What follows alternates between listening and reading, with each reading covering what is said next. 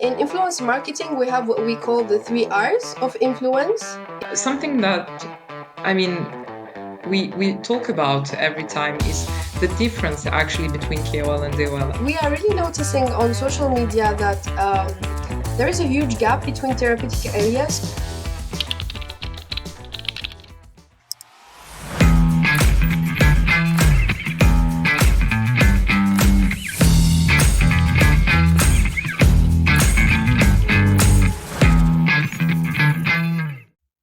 Hello everyone, and welcome to Pharmax Talks by Pharmax Digital. I'm Lamia Baha, and today we are going to talk about an important topic: digital opinion leaders in pharmaceutical industry. Joining me today, Amira Zerrouki. She is digital medical lead at Sanofi. She will be sharing with us her insights and learning regarding this topic. Thank you, Amira, for being here. Thank you for your time. Thank you, Lamia. Thanks to you for the invitation around this hot topic. I think it's going to be a really interesting discussion. Definitely a hot topic nowadays in the industry. It seems that 2023, 2024 were the years of the different topics, right? And we are happy because it's all about digital and technology. So today we will be talking about the digital opinion leaders, and we wanted to highlight actually the definition, the differentiation, and go deeper into the understanding of this I would say new cooperation in the industry. So some countries are more developed, I would say, in the understanding and the definition of what is the digital opinion leader. And I wanted to have your definition for our audience about what is for you the definition of a digital opinion leader. Yeah, very interesting question. So, yeah, for me, a digital opinion leader is, the regular influencer and what's called in other industries like digital, maybe digital marketing or influence marketing, influencer marketing. Like for me, digital opinion leader is really this professional, this content creator who has an audience, who develop an audience online. And usually we found that his community follows him for, having the same values or have a certain interest in a certain topic he's sharing. And usually he has a specific theme around which he communicates, right? Like could be lifestyle, could be healthcare, could be, sports, nutrition, etc. So for me, this is really what is the proper definition of the DOL, digital opinion leader. If you want to go further, in influence marketing, we have what we call the 3 R's of influence. It is for reach, like this influencer or digital opinion leader has the ability to spread the message to his community, his followers. We have the resonance, which is his ability to make this message spread even outside his followers, to to make the content resonate on social media, like outside his community, by having people sharing certain content, sharing, for example, his videos, his publications, posts, etc. Or we can have also the 3rd R is for relevance. So he has content that is relevant for his community. Maybe he's talking about hot topics, or for a specific content that he knows his community likes. So for me, overall, this is what define best like a digital opinion leader. Of course, in healthcare industry, what we prefer are digital opinion leaders that are also healthcare professionals, right? So that has content around healthcare, around maybe digital health, or medicines, drugs, etc. So doctors, could be nurses, could be pharmacists, etc. So yeah, overall, this is for me the DOL. Also, it's a channel that is really interesting. Like having DOL engagement is really interesting for pharma companies. So I think it's really a great opportunity to have this touch point with the customer, with the general public. So when we reach general public, it means like we are reaching patients, even authorities, other healthcare professionals, scientists, some KOLs, etc. So it's really interesting to expand and raise the share of voice on social media for a company. So expand the share of voice. That would be the objective. Thank you for this definition. I think it's all clear. Thank you for all the elements you've been given here. And you mentioned the KOL and the fact that once speaking with general public, we also speak with KOL. Something that, I mean, we talk about every time is the difference actually between KOL and DOL. I have my opinion about that, to be completely Mhm. honest, Yeah. because KOL are the academics one. They are the one who are already well known offline. So, I mean, for me, there is a big gap between what we can Yeah. consider as DOL, KOL.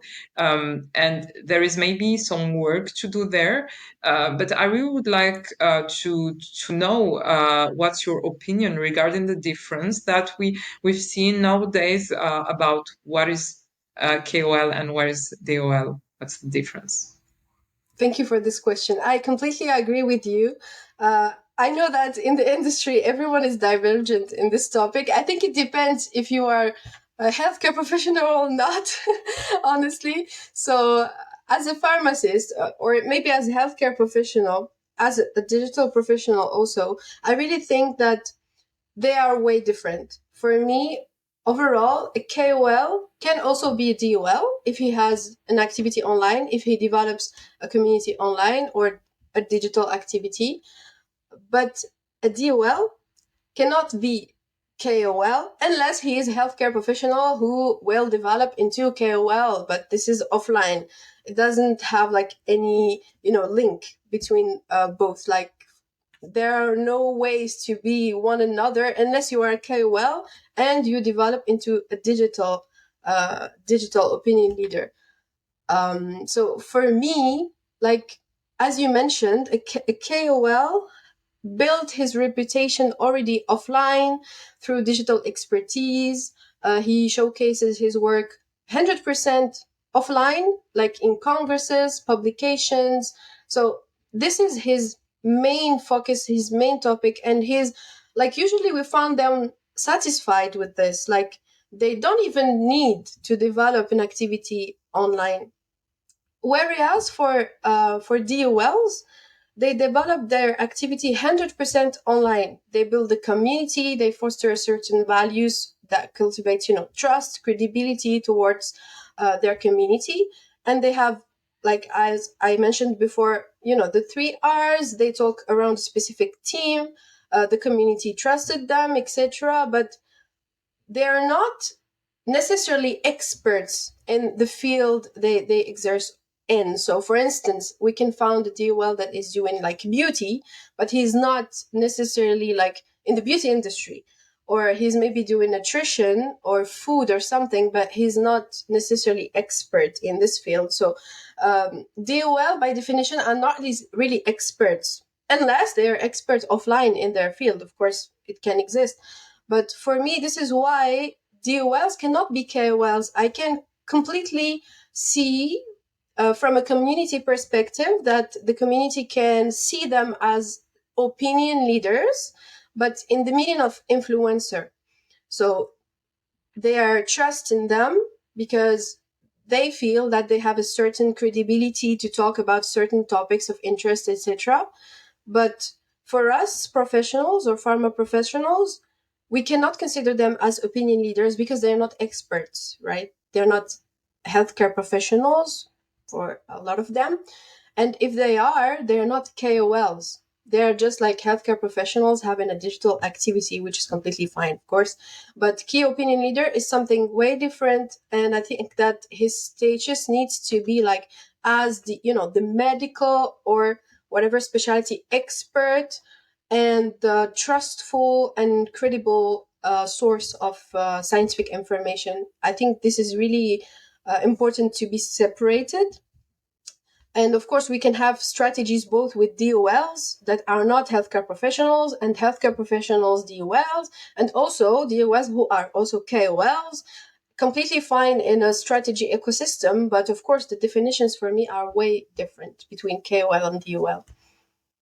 Definitely. So thank you so much, because I wanted to highlight the difference. But what's interesting in what you said, and what I can see also from the industry, is that sometimes we are stuck in between. So we have maybe KOLs who are considered as DOLs, and maybe the opposite way. So maybe we should just review the classification and do a new persona of what is a KOL slash DOL, what is a DOL, not Yeah, KOL, etc. So, I mean, there are so many opportunities of information dissemination with the DOLs, but also with the KOLs who are active online.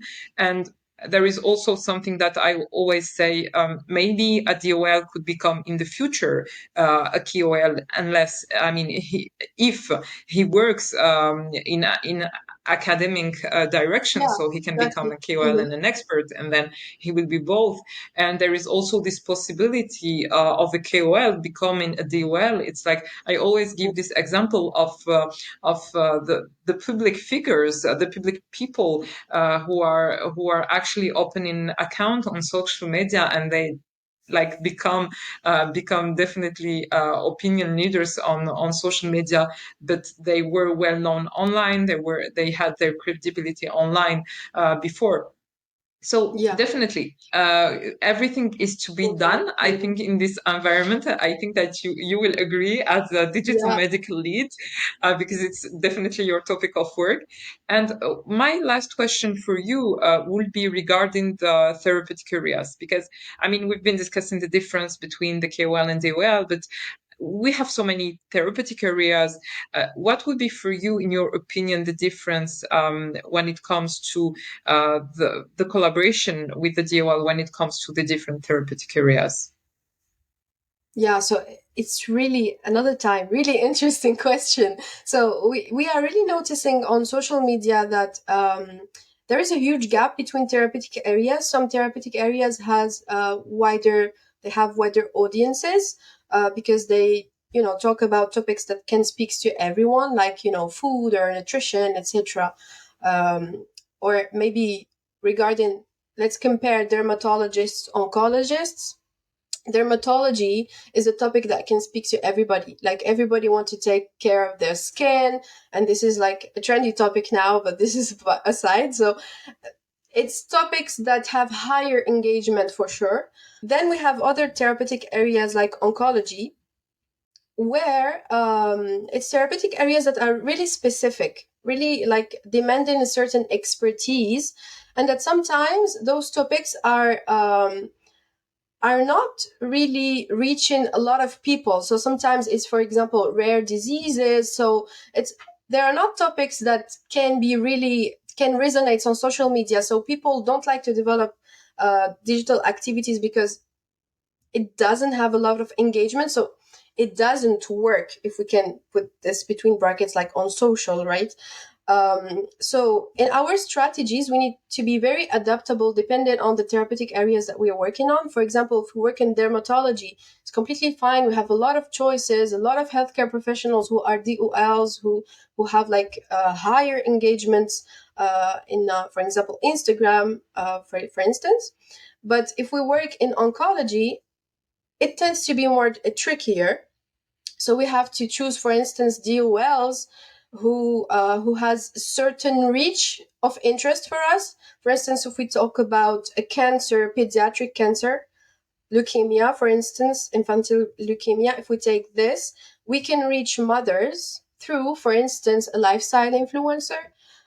Could be an idea. So we need to be adaptable and try to find and understand who is our target, and how can we reach this target through a certain influencer, in which topic we are talking, which influencer can talk about this topic, etc., and the type of campaigns we are doing. So if we do disease awareness, it is wiser to choose like a healthcare professional DOL, has more sense, because he has more credibility to do such campaign. But for instance, if we do like just a lifestyle or a nutrition topic, maybe we can take some lifestyle influencer or something. So it depends of our strategic objective, our target, and how we adapt our strategies and content to choose the right, DOL. It will, thank you so much, Amir. It will also, I think you highlighted, for example, in oncology, the awareness part. It will also make sense to check what is my actual patient journey, what are my challenges, and what would be my leverage points in this case where I could work in order to leverage maybe this new cooperation in order to maybe overcome some challenges in my strategy. So definitely it will depend on my strategy. It will depend on my therapeutic area, my product, and my strategic imperatives. Thank you so much for your time. It was really interesting.